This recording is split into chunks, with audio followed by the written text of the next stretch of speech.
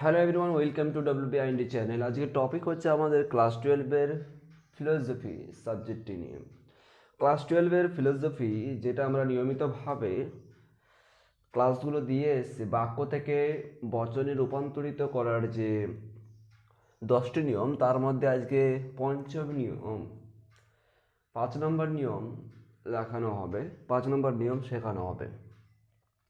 আমরা 1 বাই 1 নিয়মগুলো শিখে আসছি। আশা করি আজকে আমরা 5 নম্বর নিয়ম শিখব।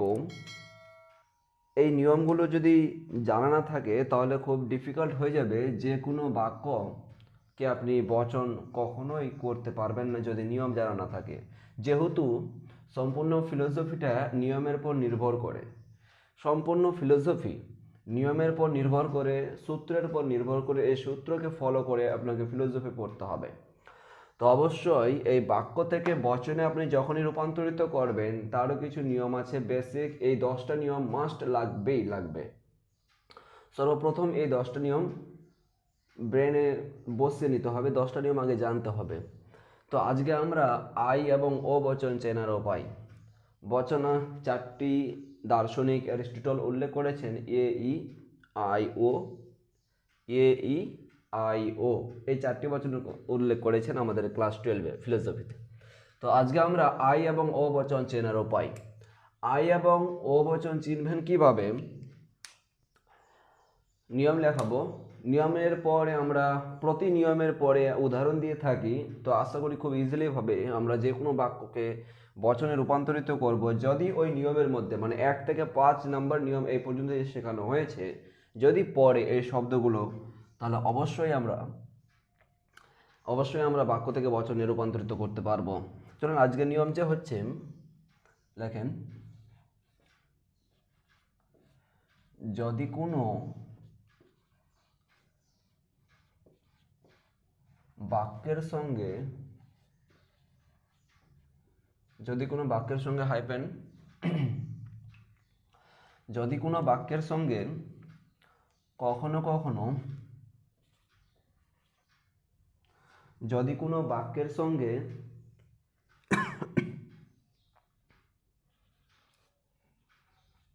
কখনো কখনো কমা কিছু কিছু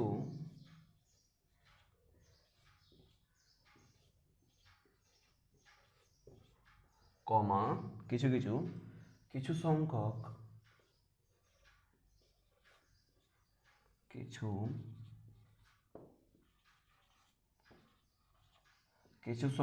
কমা কম সংখ্যক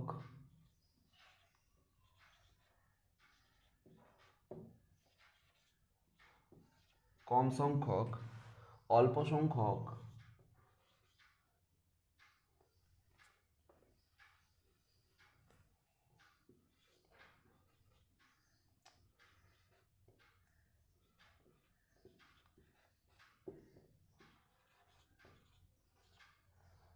সংখ্যক কমা সাধারণত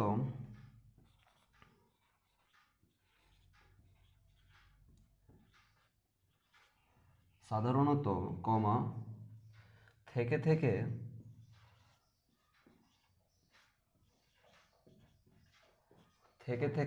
কমা কতিপয় কমা অনেক কমা বহু কমা প্রায়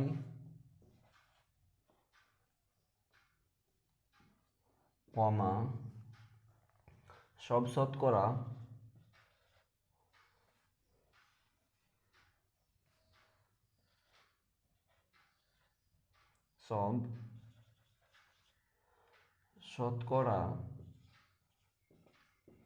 কমা সচরাচর, এই শব্দটা বাক্যে আমরা বেশিরভাগ পেয়ে থাকি। সচরাচর কমা সচরাচর অধিকাংশ অধিকাংশ হাইপেন এই জাতীয় শব্দ থাকে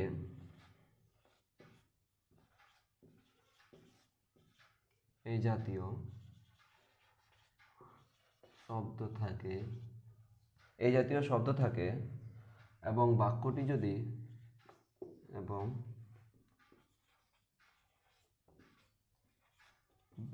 যদি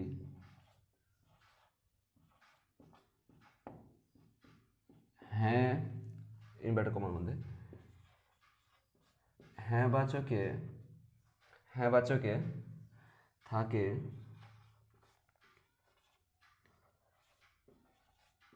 তাহলে আই ইনভার্টেড কমার মধ্যে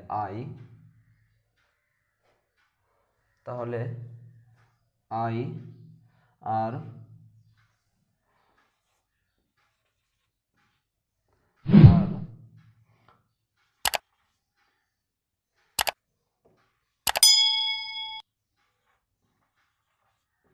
বাক্যটি না ইনভার্টেড কমার মধ্যে না বাচকে থাকে তাহলে ও শেষ হলো আমাদের নিয়ম তাহলে ও বচনে প্রকাশ করতে হবে এটা লিখে নেবেন প্রকাশ করতে হবে তাহলে আমাদের নিয়ম কি হলো আজকের যদি কোনো বাক্যের সঙ্গে ঠিক আছে যদি কোনো বাক্যের সঙ্গে কখনো কখনো কিছু সংখ্যক কম সংখ্যক অল্প সংখ্যক সাধারণত থেকে কতিপয় অনেক বহু প্রায় সব শতকরা সচরাচর অধিকাংশ এই জাতীয় শব্দ থাকে এবং বাক্যটি যদি হ্যাঁ বাচকে থাকে তাহলে আই বচনে আর বাক্যটি যদি না বাচকে থাকে তাহলে ও বচনে প্রকাশ করতে হবে এভাবে লিখবেন নিয়ম সম্পূর্ণ আমাদের এইভাবে আসবে বাক্য থেকে বচনে রূপান্তরিত করার পঞ্চম নিয়ম আজকে পঞ্চম নিয়ম কি আই এবং ও বচন চিনার উপায় যদি কোনো বাক্যের সঙ্গে কিছু সংখ্যক অল্প সংখ্যক থেকে কতিপয় প্রায় ঠিক আছে সচরাচর এই জাতীয় শব্দ থাকে বাক্যটি যদি এইগুলো যদি শব্দ থাকে বাক্যের মধ্যে ঠিক আছে কিছু সংখ্যক থেকে কতিপয় সব শতকরা বহু প্রায় কখনো কখনো কিছু সংখ্যক ঠিক আছে এই জাতীয় যদি শব্দ থাকে বাক্যের মধ্যে উদাহরণ দিলে আমরা বুঝতে পারবো এই জাতীয় যদি শব্দ থাকে বাক্যের মধ্যে বাক্যটি যদি হ্যাঁ বাচকে থাকে তাহলে আই বচনে আর বাক্যটি যদি না বাচকে থাকে তাহলে ও বচনে প্রকাশ করতে হবে এখন আমরা উদাহরণে আসি আশা করি বোঝা গেছে আরেকবার মিলিয়ে দিন যদি কোনো বাক্যের সঙ্গে কিছু সংখ্যক অল্প সংখ্যক ঠিক আছে অল্প সংখ্যক কম সংখ্যক অল্প সংখ্যক সাধারণত থেকে কতিপয় অনেক বহু প্রায় সব শতকরা ঠিক আছে সচরাচর অধিকাংশ এই জাতীয় শব্দ থাকে বাক্যটি যদি হ্যাঁ বাচকে থাকে তাহলে আই বচনে আর বাক্যটি যদি না বাচকে থাকে তাহলে ও বচনে প্রকাশ করতে হবে আশা করি আমাদের নিয়ম লেখা হয়ে গেছে এরপরে আমাদের জানতে হবে সাংকেতিক রূপ আই বচনের সাংকেতিক রূপ অলরেডি আমরা 1 নম্বর নিয়মে প্রথম যে নিয়ম আমরা আলোচনা করেছি সেখানে কিছুটা হয়তো এই বচনের ব্যাপারে আমরা ডিসকাস করেছি তথাপি এখানে বলে দিচ্ছি সাংকেতিক রূপ নিয়মের শেষে মানে যখন আমরা নিয়মটা এখানে শেষ করলাম তার নিচেই লেখেন স্ট্যান্ডার্ড একটা খাতা করতে হবে ভালো খাতা নিয়ে এগুলো নিয়মগুলো লিখে রাখতে হবে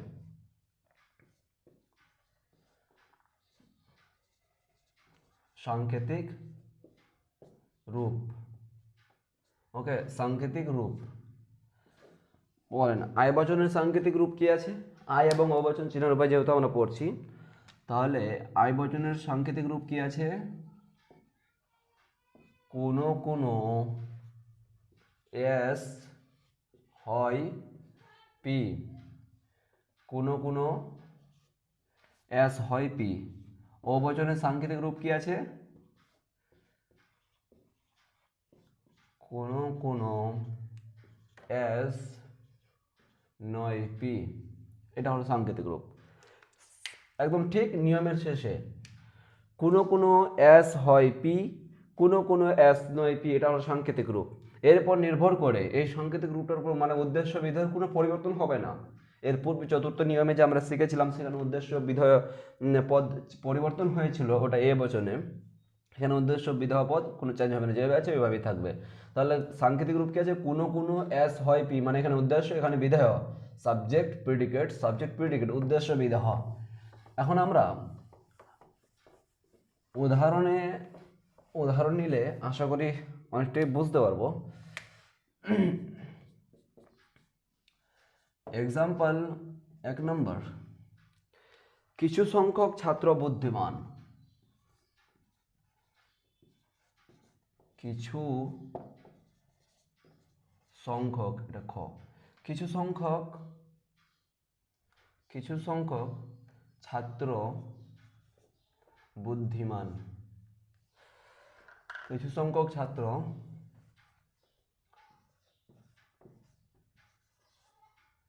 বুদ্ধিমান, কিছু সংখ্যক ছাত্র বুদ্ধিমান, এটা একটা বাক্য। কিছু সংখ্যক ছাত্র বুদ্ধিমান, ভালো করে তাকিয়ে দেখেন, যখন নিয়মের মধ্যে আমরা বলছিলাম তো কিছু সংখ্যক এই শব্দটা পেয়ে গেছি আমরা, তাই না? তাহলে কিছু সংখ্যক, অল্প সংখ্যক, সাধারণত থেকে থেকে, কতিপয় এই জাতীয় শব্দ থাকলে বাক্যটি যদি হ্যাঁ বাচকে থাকে তাহলে আই বচনে। কিছু সংখ্যক ছাত্র বুদ্ধিমান, বাক্যটি হ্যাঁ বাচকে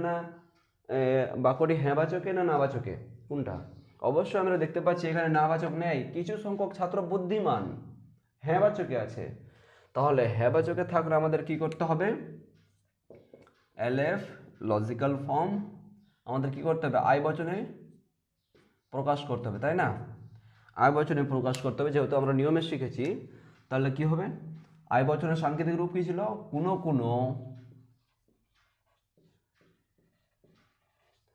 কোনো ছাত্র হচ্ছে এস,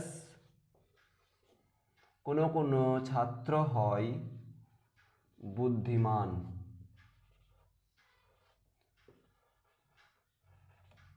কোনো ছাত্র হয় বুদ্ধিমান, এটা হলো বচন, ঠিক আছে? কোনো ছাত্র হয় বুদ্ধিমান, এটা হলো আমাদের বচন। এবার দ্বিতীয় উদাহরণ, কিছু সংখ্যক ছাত্র বুদ্ধিমান নয়, এটাকে উল্টে দিচ্ছি, কিছু সংখ্যক ছাত্র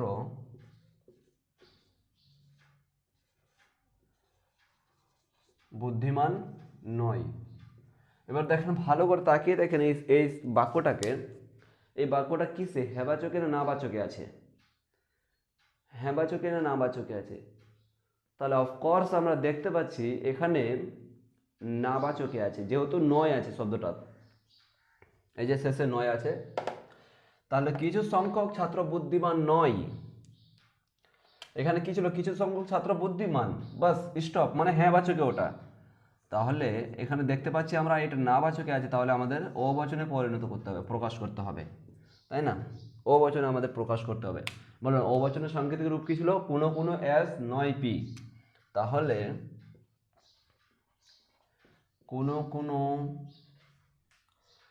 কোনো ছাত্র নয় বুদ্ধিমান, কোনো ছাত্র নয় বুদ্ধিমান, এটা বচন, ঠিক আছে? দুটো আমরা উদাহরণ নিলাম, বুঝতে পারছি কিছু সংখ্যক শব্দটা এখানে আছে প্লাস নয় আছে, মানে না বাচকে আছে এটা। এবার 3 নম্বরের উদাহরণ দেখেন, 3 নম্বর উদাহরণে লক্ষ্য করুন, অধিকাংশ মানুষ শিক্ষিত নয়।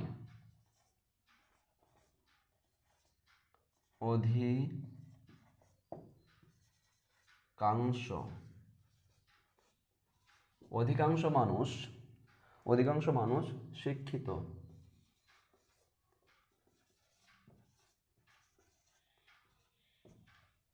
অধিকাংশ মানুষ শিক্ষিত নয়, এটা ভালো করে তাকান, এটা তালিবস্য, সরি।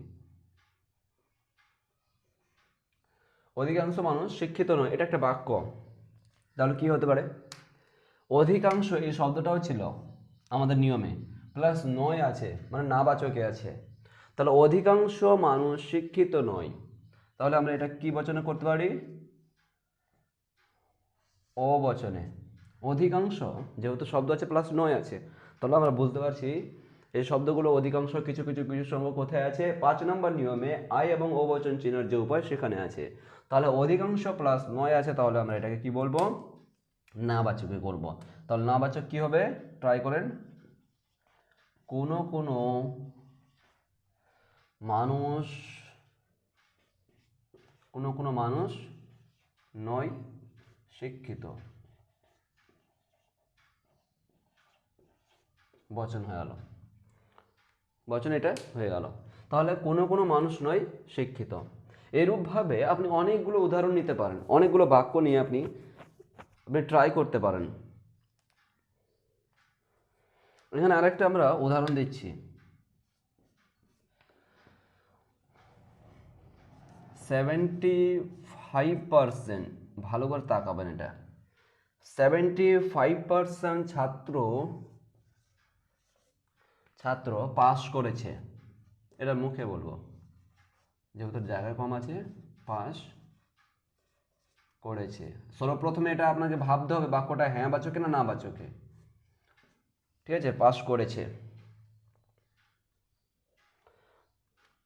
75% স্টুডেন্ট, এই 75% স্টুডেন্ট এটা আমাদের ইসে নাই, ওই কী বলে নিয়মে ছিল না এই শব্দটা, এটা আনকমন বসেনি, তবে সংখ্যার ক্ষেত্রে হ্যাঁ সরি ছিল তো, কিছু কিছু কিছু সংখ্যক ছিল না, কিছু সংখ্যক, অল্প সংখ্যক, তাই না? নিয়মের মধ্যে আছে অবশ্যই সব কিছু। তাহলে কিছু সংখ্যক মানে 75% স্টুডেন্ট বা ছাত্র পাস করেছে। মুখে প্র্যাকটিস করেন। এটা সর্বপ্রথম দেখতে হবে হ্যাঁ বাচক না না বাচকে। তো দেখতে পাচ্ছি আমরা এখানে এই শব্দটা, এই বাক্যটা আমরা হ্যাঁ বাচকে পাচ্ছি। তাহলে কি হবে? ট্রাই করুন। কিছু সংখ্যক ছাত্র বুদ্ধিমান, 75% স্টুডেন্ট বা ছাত্র পাস করেছে। তাহলে এটা আমরা কি বচনে করব? আই বচনে করব, তাই না? হ্যাঁ বাচকে আছে যেহেতু, তাহলে আই বচনে। আই বচনের সাংকেতিক রূপ কোনো কোনো অ্যাশ হয় পি। তাহলে কি করবে এটা? মানে কোনো কোনো ছাত্র হয় এমন, এইরকম বসবে। কোনো কোনো ছাত্র হয়, লিখালেন এটাকে 4 নম্বর উদাহরণ দিয়ে আপনি লিখেন 75% ছাত্র পাস করেছে। ঠিক আছে, এটা হলো আমাদের বাক্য। এটাকে লজিক করেন, এবার যুক্তি করেন, বচন করেন। তো এলএফ দিবেন সর্বপ্রথম, এলএফ দিয়ে আই বচন যেভাবে দিয়েছি আই বচন করেন। ঠিক আছে, আই বচনে লেখেন ওখানে কোনো কোনো ছাত্র, ঠিক আছে, কোনো কোনো ছাত্র হয় এমন যারা পাস করেছে, না সরি, কোনো কোনো ছাত্র হয় এমন যারা 75%,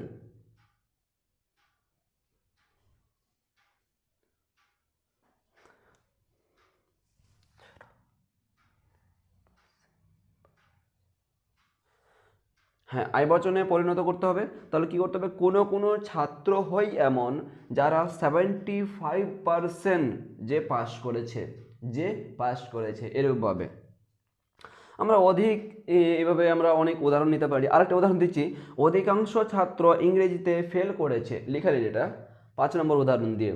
অধিকাংশ লেখেন, অধিকাংশ ছাত্র ইংরেজিতে ফেল করেছে।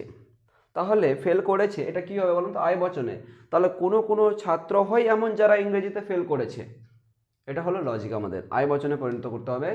ঠিক আছে, অধিকাংশ ছাত্র ইংরেজিতে ফেল করেছে, তাহলে আই বচন করতে হবে, এলএফ দিবেন আই বচন, তারপরে কোনো কোনো ছাত্র হয় এমন যারা ইংরেজিতে ফেল করেছে। আশা করি ক্লাসটি বোঝা গেছে। কোনো ডাউট বা কোনো বাক্যকে যদি আপনি বচনে রূপান্তরিত করতে অসুবিধা হয়, তাহলে কমেন্টে জানান, অবশ্যই আপনার কমেন্টের উত্তর দেওয়া হবে। সো আশা করি ক্লাসটি কেমন লেগেছে অবশ্যই কমেন্টে জানান।